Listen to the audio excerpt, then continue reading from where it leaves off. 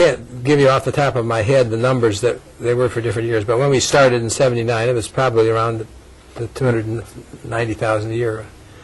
And it's grown steadily since then, outside the quota, inside the quota, through amnesties, various other sort. Senator Kennedy's visa lottery program, if you can believe that, whereby we give out 50,000 visas a year to people we know nothing about from their background. And that, of course, is one of the things that happened at 9/11. It turned out it was important to know something about the background of people who were coming to the country. So that was the general way we approached the question of reform. We wanted to raise the question of, do you want to have a nepotistic system? Do we want to foster the brain drain?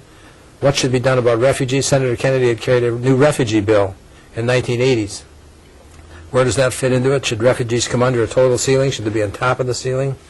All these type of questions are involved in the theory of reform, trying to bring people in who will aid the United States in its development, who will not harm the less developed countries by their loss, and who will take the long-range view, hopefully, that we are pushing, that population should stabilize somewhere out there. It's not going to keep growing and growing and growing forever.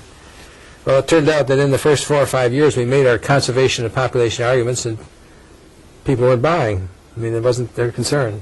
The things they were concerned about were jobs and changes in the neighborhood and the schools and the hospitals and that sort of thing. So gradually we became more and more conversant with and emphasized those questions too.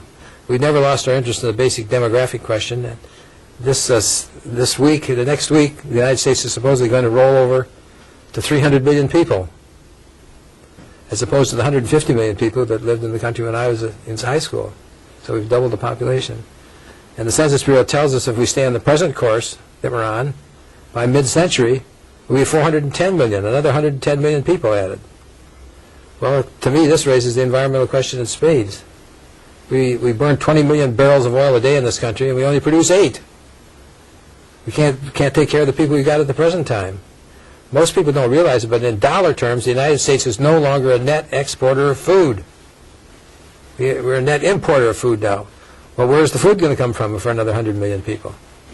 And then you get down into the basic demographic realities. That a rapidly expanding population has a great deal of momentum. Just like a car going down the highway at 70 miles an hour, it's got a lot of momentum. You can put the brakes on very hard, but it doesn't stop right there.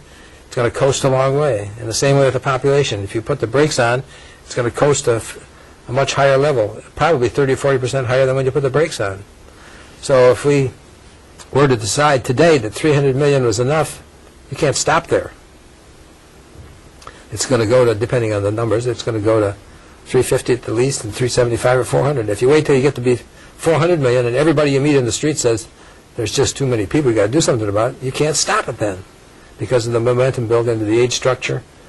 And as far as migration goes, once you get a stream flowing strongly from one country or one area to another, it's very difficult to turn that around because the development of the home space has been neglected in favor of heading towards some other place. It's just it tends to keep itself moving.